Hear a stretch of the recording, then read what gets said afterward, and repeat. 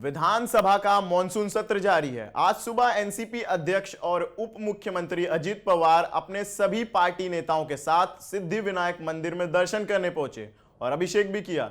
दर्शन के बाद विधानसभा की सीढ़ियों पर सभी नेताओं के साथ नारेबाजी करते हुए पार्टी में एकता दिखाने की कोशिश की।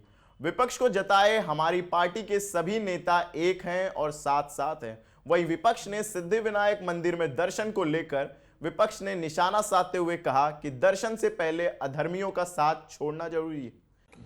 महाराष्ट्राचे उपमुख्यमंत्री अजितदादा पवार यांनी सिद्धिविनायकाला साथ घातली, पूजा केली आणि अजितदादांचं एक नवीन धार्मिक रूप आम्ही सर्वांनी आज पाहिलं। वास्तविक देवाचा आशीर्वाद मिळवायचा असेल तर सर्वात प्रथम अधर्मीय लोकांची संगत सोडली पाहिजे असं शास्त्र सांगतं। आज अजितदादांना पवार साहेबांच्या विरोधामध्ये बंड करण्यासाठी ज्या लोकांनी प्रेरित केलं ते लोक कोण आहेत? ते धार्मिक आहेत का? ते सत्यवचनी आहेत का?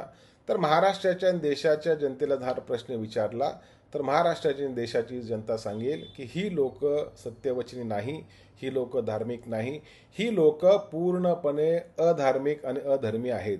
त्याच्यामुळे अजितदादांनी आज किती जरी चांगली पूजा घातली असेल तरी देखील जोपर्यंत अधर्मीय लोकांचा साथ सोडत नाही तोपर्यंत गणराया प्रसन्न होणार नाही। वीडियो जर्नलिस्ट शिवाजी काले की रिपोर्ट। ऐसी और खबरों को जानने के लिए देखते रहिए आवाज India channel. Like share subscribe जरूर करें।